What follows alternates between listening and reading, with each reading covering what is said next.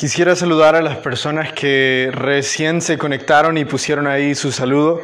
Entonces, un saludo ahí para Alonso Lazo, bendiciones hermano igual, a Jacqueline Magaña y a Gamaliel Castillo, que ya están sintonizándonos, y a todos los que ya están ahí y no han comentado. Bueno, por favor, saluden a todos los hermanos en Cristo que ya estamos aquí, ya estamos reunidos, y esta es la iglesia, cuando más de 2 o 3 nos unimos en el nombre de Jesús.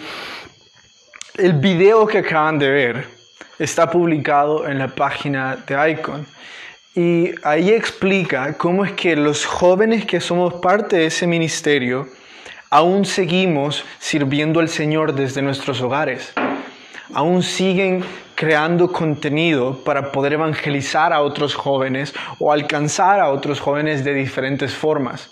Entonces, si vos estás ahí y no estás sirviendo, no estás utilizando tus talentos, por favor escribinos. Queremos que vos seas parte desde compartir tu verso favorito hasta compartir tu canción favorita. Lo que sea, pero queremos que el ministerio crezca, no porque queremos que la organización crezca, sino porque queremos que más personas escuchen de Jesús, y queremos utilizar cualquier recurso que esté a nuestro alcance. Dicho eso, podemos orar para empezar el culto de hoy. Así que ahí donde están, por favor, cierren sus ojos y oramos. Mi Dios, gracias por permitirnos reunirnos delante de ti. Porque, Señor, nosotros confiamos que cuando apartamos tiempo para ti, en cualquier lugar, en cualquier, Señor, circunstancia, cuando nosotros santificamos un tiempo, entramos en tu presencia. Eso es lo que significa, Señor, apartar tiempo, sacrificar momentos. Significa, Señor, santificarlo. Este es tu tiempo, Jesús. Por favor, tómalo y háblanos. En tu nombre, amén.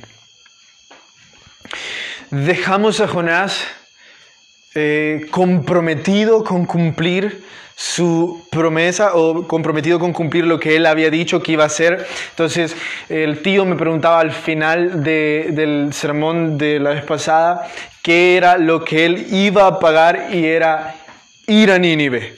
Entonces Jonás, adentro de la ballena, dice: voy a ir a Nínive. Lo que hoy vamos a ver es lo que sucede cuando él entra a Nínive. Vamos a ir por algunos detalles que nos van a ayudar a comprender un poco mejor lo que significó que él fuera. Entonces vamos a irnos directo al texto, no vamos a introducir mucho, vamos a entrarnos directo porque hay bastante que hablar. Vamos a estudiar todo un capítulo hoy, entonces hay bastante que abarcar. Entonces, lo primero es que en el verso 1 dice, vino palabra de Jehová por segunda vez, noten, por segunda vez, a Jonás diciendo, levántate y ve a Nínive, aquella gran ciudad, y proclama en ella el mensaje que yo te diré. Y se levantó Jonás y fue. Me encanta leer eso una y otra vez, y lo volvería a hacer. Y se levantó Jonás y fue. Escuchó Jonás a Dios y fue. Ahora, quiero detenerme aquí porque recordemos lo que significaba Nínive. Recordémonos a dónde es que él va. Se han encontrado imágenes, yo se las iba a poner, pero no tengo como la facilidad de eso y vamos a perder un poco de tiempo. Se han encontrado imágenes por medio de los escritos y de los jeroglíficos en piedras y cosas así, de cómo los ninivitas solían transportar a sus prisioneros de un lugar a otro, o a esclavos. Les solían poner una argolla en su nariz de esta forma, como muchos han visto que tienen piercings, o como a los toros, solían ponerles una argolla y los amarraban de esa argolla y los llevaban jalados de esa argolla. También se han encontrado otros dibujos de cómo los ninivitas solían empalar a sus prisioneros de guerra. ¿Qué significa empalar? Hacían una gran estaca puntiaguda, abrían a los hombres o a las mujeres y desde abajo hacia arriba los incrustaban hasta que la estaca les salía por la boca o les atravesaba la cabeza. Y esa era la forma en la que ellos normalmente castigaban a sus prisioneros. Les estoy hablando que la ciudad de Nínive era altamente cruel y era conocida por la forma destructiva en la que ellos trataban a otros, por la forma violenta en la que ellos se manejaban. Ahora Jonás recibe este llamado. Escuchen, Jonás, vas a ir donde esas personas violentas, destructivas, y les vas a decir que en 40 días, si no se arrepienten, van a ser destruidos. ¿Qué pensarían ustedes? ¿Qué creerían? Dirían, qué bueno, voy a ir a una de las ciudades más violentas del mundo a amenazarlos. Ese fue el llamado que recibió Jonás. Y ahora no lo vemos refutando, no lo vemos con miedo, o no lo vemos poniendo las excusas que antes puso o huyendo. Ahora vemos que se levanta y fue. Tenemos que agregar algo en la vida de Jonás. Y es que la fe de Jonás creció. ¿Por qué creció?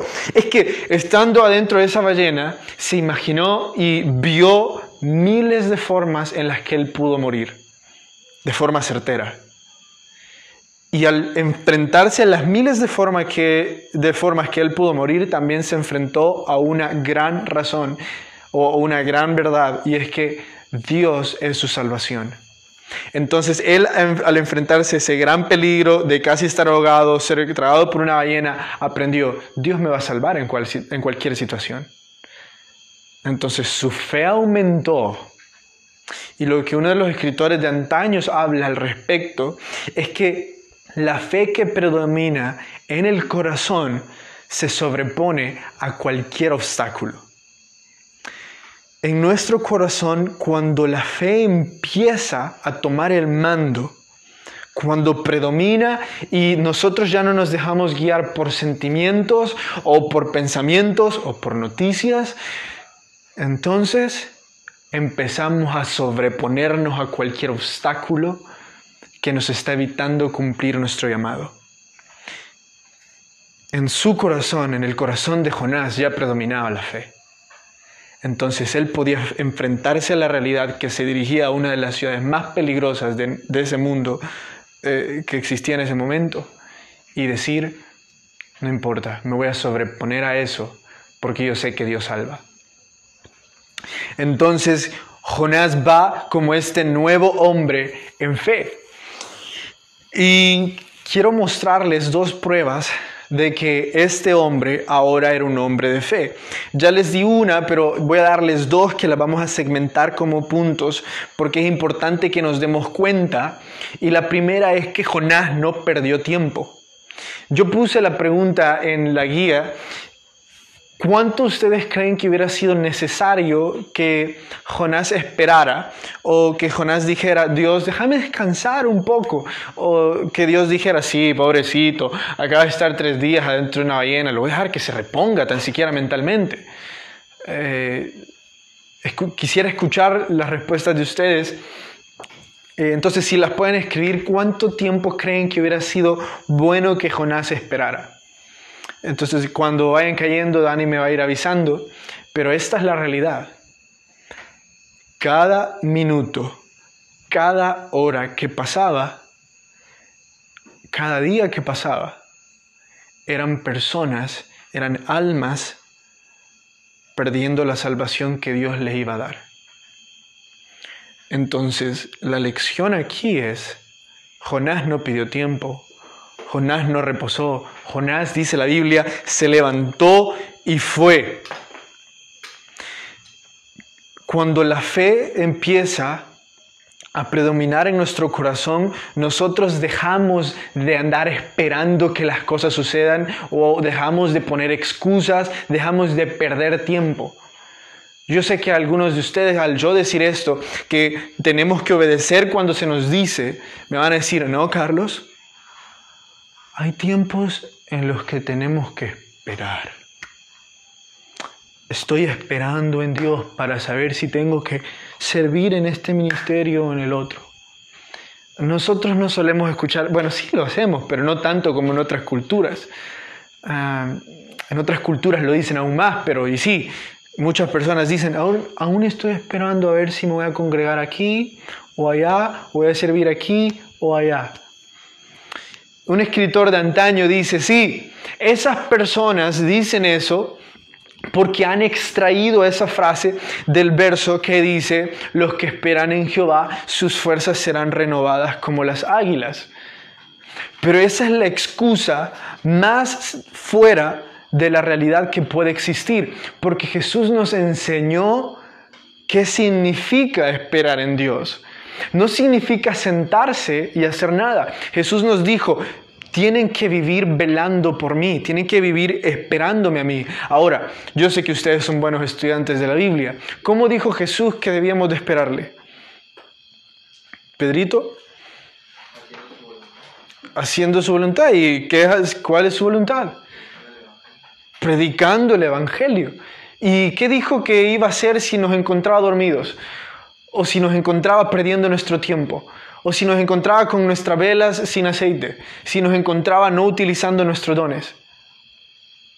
Imagínense qué decepción que Jesús regrese y nos encuentre diciendo, Jesús estaba esperando en qué ministerio iba a servir.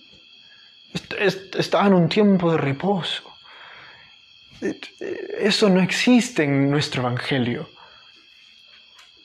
Lo que existe es decir, estoy esperando a Cristo utilizando todos los recursos que Él me ha dado, todos mis talentos, porque cada día que yo pierdo, diciendo que estoy esperando, cada minuto que yo pierdo,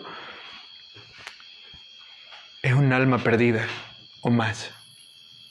Son personas que se están yendo al infierno. Son personas que no conocen de Cristo. Todo por nuestras banalidades. Pero la fe de Jonás, como se sobreponía en su corazón, podría pasar por cualquier obstáculo sin problema. Entonces él no perdió tiempo. La segunda es su increíble éxito. No es necesario que yo les relate todo, pero ustedes sabrán. Más de 120,000 personas se convirtieron a Cristo. Perdón, ¿qué estoy diciendo? Más de 120,000 personas se convirtieron después de que Jonás predicó en esa ciudad. Dije que se convirtieran a Cristo porque quería preguntarles a ustedes antes de hablar sobre el éxito de Jonás. Yo sé que ustedes resolvieron la guía, entonces denme 2 de sus ideas. Si quisiéramos hacer un plan evangelístico para alcanzar a una ciudad de 120,000 personas, denme 2 de las ideas que ustedes dijeron. Decime, Jonathan, una idea para alcanzar a 120,000 personas a Cristo. Enlazar con muchas personas, con la tecnología que tenemos hoy en día, enlazar con personas de otros países, nuestros ministerios. Dijo Jonathan que él enlazaría y se conectaría con muchas más personas para que ellos reproduzcan el Evangelio. Perfecto. ¿Y vos, Cale? Yo había puesto, en este momento, pues no se puede hacer muchas cosas como físico, pero entonces había pensado de que como tengo amigos en todas las redes sociales, igual mandarles un link y que lo puedan. Y si no estuviéramos en medio de todo esto, pienso que en un estadio que abarque un montón de personas. Rentar un estadio. Buenísimo. Son buenos planes evangelísticos. Obviamente Jonás tuvo éxito, ¿verdad? Porque ¿cuántas personas se convirtieron? Entonces, ¿qué necesitamos nosotros para ser como Jonás? Aquí va algo que nosotros tenemos que tener cuidado, y es que tenemos que aprender a definir éxito. Al final de este punto van a saber por qué lo digo y por qué es tan importante. Déjenme remontarme al tiempo de los profetas para aprender sobre el éxito de Jonás. Ezequiel fue un profeta con una gran variedad de estilos literarios al momento de predicar la palabra de Dios. Sus enseñanzas son estudiadas una y otra vez por los teólogos actuales tratando de entender la mayor parte de ellas por su profundidad espiritual. ¿Saben cuántas personas escucharon a Ezequiel y cuántas fueron convertidas por sus portentosas predicaciones? Ninguna. Jeremías, otro de los profetas más grandes del Antiguo Testamento, incluso en él conocemos ilustraciones tan hermosas como la del barro y otras que son mesiánicas. ¿Saben cuántas personas escucharon a Jeremías? No solo no lo escucharon, lo pusieron en una cárcel. Su propia familia no lo escuchó. Entonces yo les pregunto en cuanto al éxito ministerial, ¿esto significa que Ezequiel y Jeremías no tuvieron éxito y Jonás sí porque toda una ciudad se convirtió por su predicación? No. ¿No? Dice Calero que no. ¿Por qué no? Porque eran ministerios diferentes. Eran ministerios diferentes. Entonces, lo que nosotros deberíamos de saber y deberíamos de decir es que no podemos atribuir el éxito al número de personas que nosotros podemos alcanzar. El éxito no se puede monitorear por medio de números. En la vida ministerial no podemos monitorear el éxito por medio de números, sino por medio de la obediencia. Si estamos siendo obedientes o no. Ese es el verdadero éxito. Ese fue el verdadero éxito de Jonás, que fue obediente. Ese es el verdadero éxito de Ezequiel y de Jeremías. Ahora bien, como dice Chuck Smith, esto no significa que vamos a ser conformistas y ya no nos vamos a esforzar. No. Esto dice que debemos de ser obedientes en el llamado que Dios nos ha hecho. Si Dios nos ha mandado predicar a muchos, prediquemos a muchos. Si Dios nos ha mandado a predicar a toda una ciudad como lo hizo con Jonás, prediquemos a toda una ciudad. Si Dios nos ha mandado a predicarle a gente que no nos va a escuchar, hagámoslo. El punto es que el éxito no reside en números, sino en obediencia. Ahora, ¿por qué es tan importante eso? Miren el plan estratégico que tuvo Jonás. Y Daniela, vos y yo hemos trabajado en muchos programas publicitarios para la iglesia y otras cosas.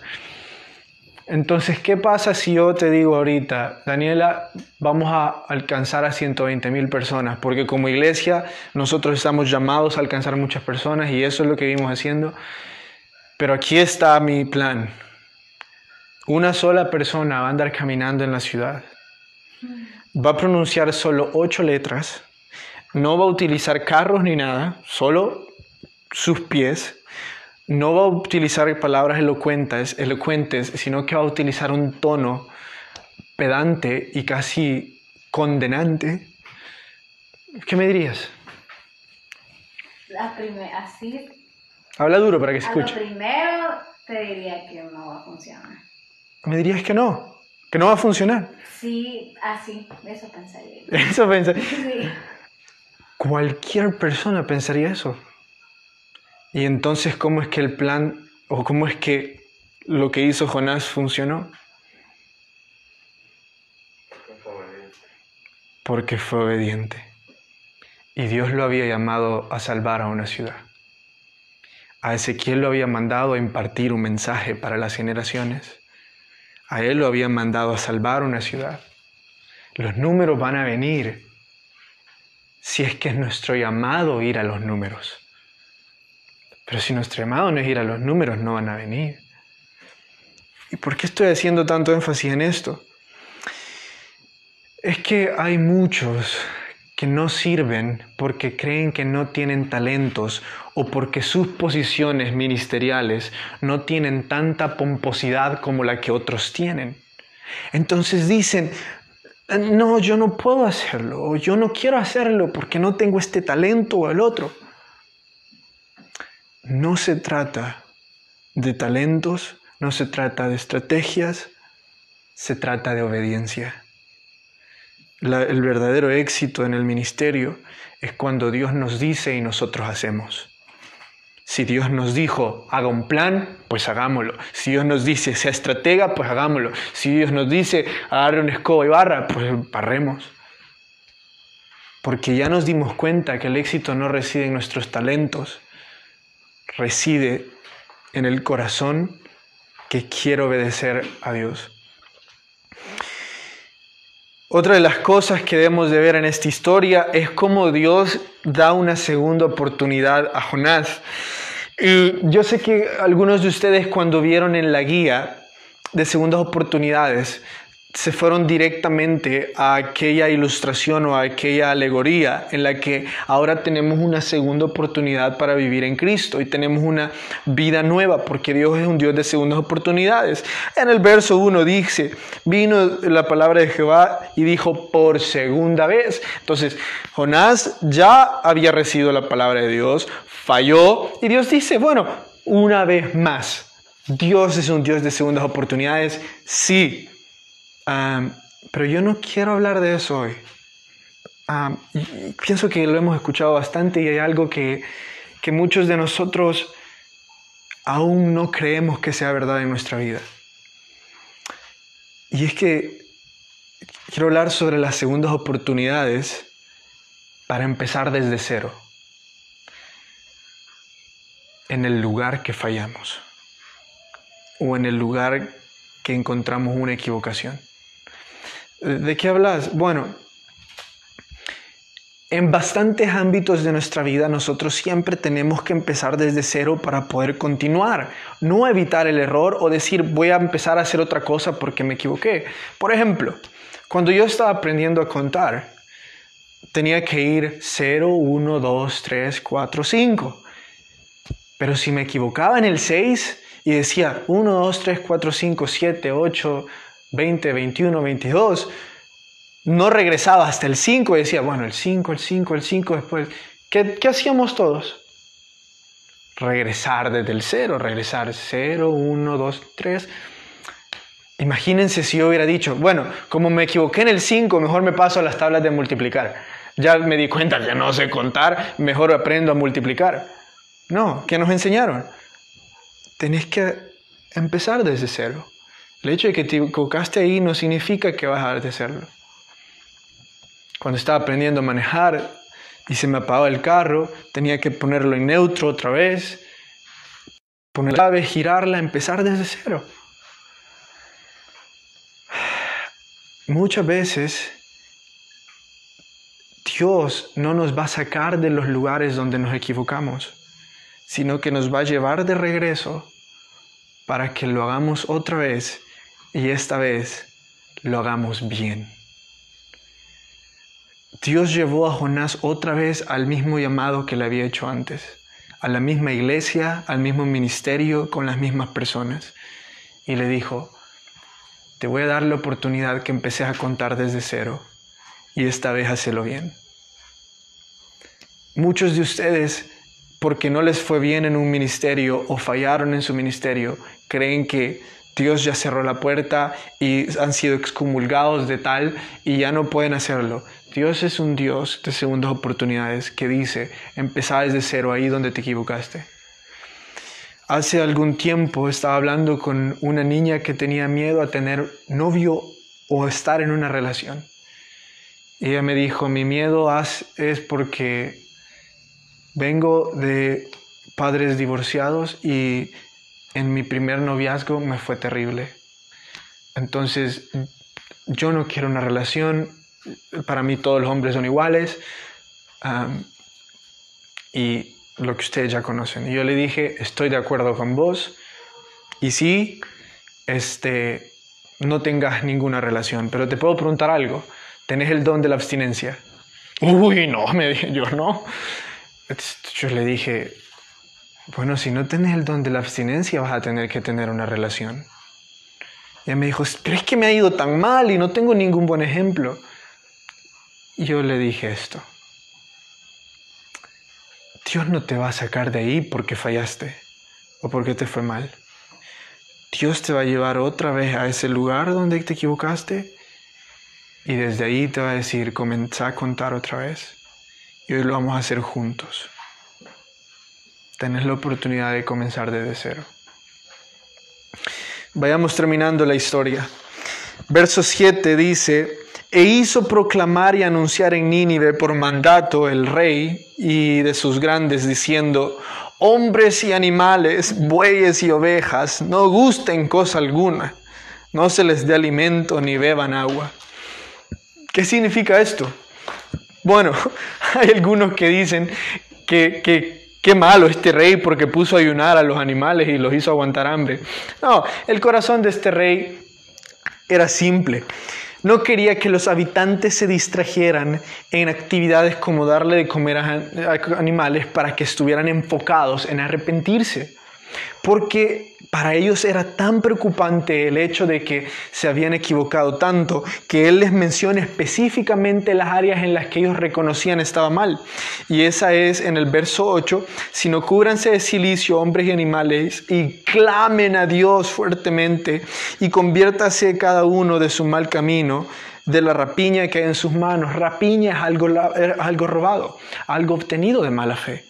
Todos los ninivitas habían obtenido muchas cosas haciendo cosas crueles. Muchas de sus riquezas habían sido obtenidas de formas crueles. Eso era lo que ellos eran. Entonces les dice: convirtámonos de esas cosas malas que habíamos hecho.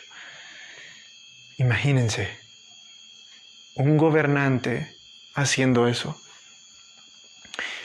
Hoy, en nuestros días, esto se vería como que si el Ejecutivo y el Legislativo se pusieran de acuerdo para hacer un decreto que dijera: ayuno y oración hasta que pase la pandemia o la cuarentena. Y muchos de ustedes estarían de acuerdo. Es más, yo hice la pregunta en el club: ¿qué es lo que necesita nuestro país? Y estoy seguro que muchos de los que entendieron la alegoría dijeran: un decreto de ayuno y oración. Lastimosamente voy a diferir de ustedes, porque yo no he sido llamado a hablar de política. He sido llamado a decirles que hagan un decreto, o que no hagan, o que hagan lo que yo no sé. Yo no he sido llamado a eso. Lo que sí vi en esta historia es que este libro habla sobre una persona que cuando obedeció fue ocupada por Dios para impactar a toda una ciudad. Lo que realmente necesitamos no son decretos para impactar a El Salvador. Lo que necesitamos es que una persona se levante y obedezca lo que el Señor le ha mandado hacer. No necesitamos que digan abramos la economía o que digan tengamos más cuarentena. No necesitamos eso. Ustedes van a decir, ¿y entonces qué? Si no es ninguno de los dos lados. Lo que necesitamos es que usted obedezca lo que el Señor le ha mandado hacer. Sin miedo, sin perder tiempo, con fe, no poniendo excusas. El otro día salió en el noticiero, yo no sé en cuál, que una niña había asesinado a su padrastro porque el padrastro la había intentado violar. Entonces ella, en defensa propia, agarró un cuchillo y le apuñaló en el corazón. ¿A quién le echamos la culpa? ¿A este porque dijo esto o decretó lo otro? ¿O al otro porque no hizo lo que el otro? ¿A quién le echamos la culpa? ¿Qué es lo que esta familia necesitaba? Necesitaba comida, necesitaba dinero, necesitaba libertad, necesitaba salud. Tenían salud. Entonces, ¿qué es lo que estas personas necesitaban? Lo que necesitaban era que Jonás se levantara y fuera a cumplir el llamado que Dios había hecho. Lo que realmente necesita El Salvador es que el Jonás que vive en El Salvador se levante y obedezca a Dios. ¿Y quién es ese Jonás, Carlos? Hay que ir a buscarlo para acá, lo que Dios quiere hacer. Ese Jonás somos ustedes y soy yo. Somos nosotros. Si ustedes y yo aún no estamos haciendo lo que Dios nos ha llamado a hacer, cada día se está perdiendo un alma. Se está perdiendo esperanza. Es tiempo de levantarse e ir. Oremos. Dios, gracias por permitirnos servirte y porque hemos sido llamados, Señor, a proclamar un mensaje, Señor, tan hermoso como el de Jesucristo. Señor, gracias porque no tenemos que anunciar un mensaje como el que dio Jonás. Arrepiéntanse o morirán. Podemos anunciar un mensaje de amor, mi Dios, que dice: cree en Jesús y tendrás vida eterna, con una realidad de que si le desprecias vas al infierno. Así que si vos estás ahí, usted está ahí y quiere recibir a Jesús, por favor escríbanos. Después de esto queremos orar con usted. Queremos compartir este tiempo con usted. Señor, por favor, aviva el corazón de los que han escuchado para que se levanten y prediquen. Señor, este libro nos habla sobre un avivamiento de toda una ciudad. Señor, es mucho pedir si nos puede guiar Señor, a tener un avivamiento en El Salvador. Señor, ¿será ese nuestro llamado? Hacer un plan, Señor, para crear un avivamiento en las personas. Señor, por favor, permítenos trabajar para ti. En tu nombre, amén. Qué bueno que estuvieron con nosotros estudiando Jonás. Antes de irme, quiero presentarles a dos personas, a dos amigos míos. Lo dejé para el final porque es lo que vamos a hacer el próximo sábado, entonces vengan. Estos dos amigos míos, bueno, no son amigos, son mis hermanos. Háganse más para adelante. Sí. Él es Calero. Hola, mucho gusto. Lili. Hola. Y Calero y Lili son esposos. Bueno, Calero nos conocemos de hace más de 10 años. Lili es como mi hermana. Y vamos a estar juntos el próximo sábado. Porque vamos a discutir un tema. Vamos a discutir si es justificable el comportamiento de las mujeres cuando andan en su periodo. Entonces, ¿qué decir, Lili? ¿Es justificable? Vamos a ver la próxima semana. Ellos nos van a ayudar porque ella es una mujer y él vive con una mujer. Entonces nos van a contar sus experiencias y si está bien que una mujer se porte... ¿Cómo se portan? Diferente o lo que sea. Entonces, si ustedes quieren saber qué vamos a hablar, si es justificable o no, los esperamos el próximo sábado a las 8.